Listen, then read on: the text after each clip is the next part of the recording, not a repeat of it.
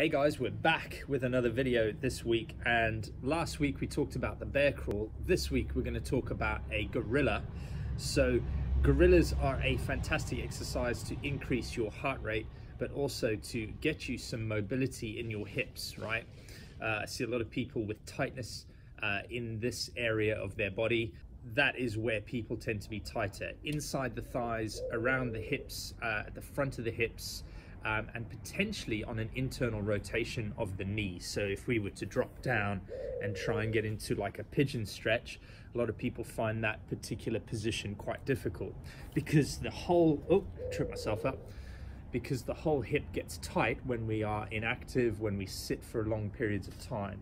Now, it's not necessarily a tightness like it's never going to become fixed. It's just that the muscles become adapted to that position. So tightness is just a generic phrase that we use, but actually, essentially, your body's just adjusting to a different position.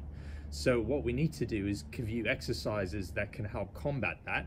And one of them is a gorilla, which will work in a more dynamic fashion. Yes, you can do static stretching.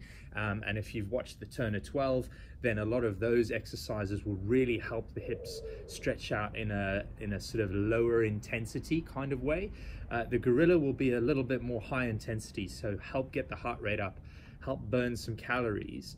And then if you keep watching these videos over the next couple of weeks, you'll see how I'm going to layer together the bear crawl, the gorilla, and then the move that I'm going to cover next week, which will be the sumo scissor. So we'll layer them together in a little drill that you can then take into your week or into your day and have as a little workout, or maybe use it at the end of a workout if you've been training for a long time. So the gorilla, what we're looking to do is actually have quite a wide stance on our feet.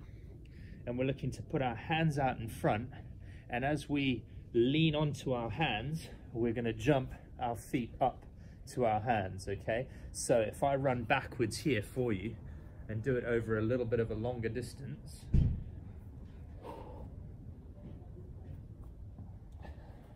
and then I'm going to reverse bear crawl back, okay? So the gorilla, you land soft, land soft, land soft, land soft. Drive back with a reverse bear crawl. Set yourself up over a 3-meter distance. And what you'll find is that your hips will feel like they're being challenged. Your hips will feel like they're working hard. As a result of you moving over a distance of maybe 3 meters, then driving back in a reverse bear, you'll end up with a raised heart rate. So my advice on this drill is do about 10 rounds, okay? So again, the same concept as last week, 30 seconds of work, 30 seconds of rest, 10 rounds, that gives you 10 minutes of work. You can increase that to 20 minutes, you can increase that to 30 minutes if you feel like you're starting to work really hard. Or 30 seconds over a 3-meter distance, you start to build up the heart rate.